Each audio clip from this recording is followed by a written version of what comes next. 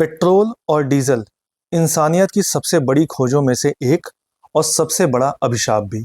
20वीं सदी की गाड़ियां इन्हीं पर दौड़ी, लेकिन 21वीं सदी की धरती इन्हीं से कराह रही है। अब दुनिया ने नया रास्ता चुना है, इलेक्ट्रिक व्हीकल। हम सोचते हैं कि ईवी चलाने से प्रदूषण घटेगा, धरती बचेगी और हम भविष्य को साफ सुथरा बनाएंगे। लेकिन जरा सोचिए, अगर इन ईवीज के लिए जिन मिनरल्स की जरूरत है उनका खनन ही धरती को सबसे ज्यादा चोट पहुंचा रहा हो, तो यही है रेयर अर्थ कॉन्फ्लिक्ट।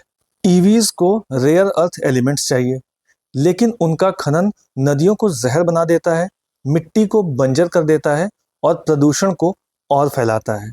तो सवाल यह है, क्या हम एक अभिशाप से बचकर दूसरे अभिशाप की ओर तो नहीं भाग रहे हैं?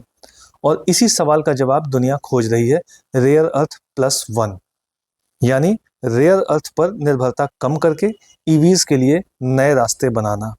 रेयर अर्थ एलिमेंट्स जैसे नियोडाइमियम, डाइस्प्रोसियम, टेर्बियम का इस्तेमाल ईवी मोटर्स में लगने वाले परमानेंट मैग्नेट्स में होता है।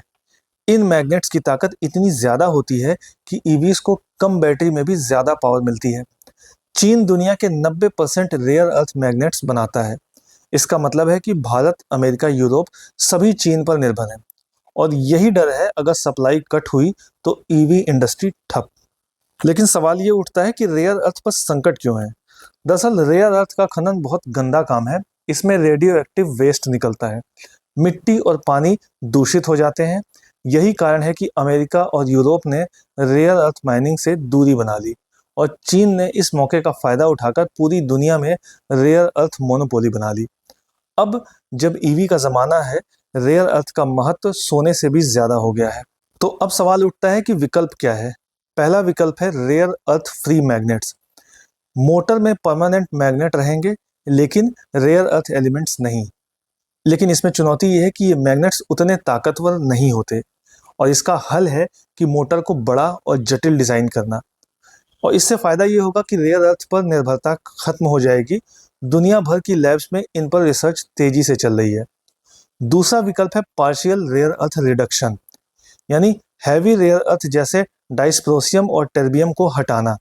ये रेयर अर्थ बहुत महंगे और दुर्लभ है। हटाने से मोटर की मैग्नेटिक स्ट्रेंथ थोड़ी कम होती है, लेकिन मैनेजेबल है। इसका फायदा ये होगा कि सप्लाई चेन क्राइसिस का खतरा घट जाएगा। तीसरा विकल्प है इलेक्ट्रोमैग्नेटिक मोटर्स।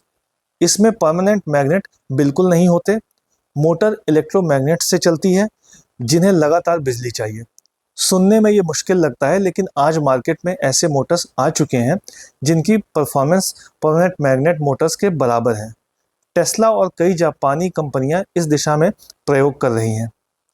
अब तकनीक तो मौजूद है, लेकिन सबसे बड़ा सवाल है कि पैसा कौन लगाएगा।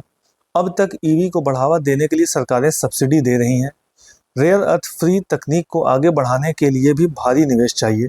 अगर सरकारें और कंपनियां मिलकर निवेश करें तो रेयर अर्थ क्राइसिस से निकलना संभव है।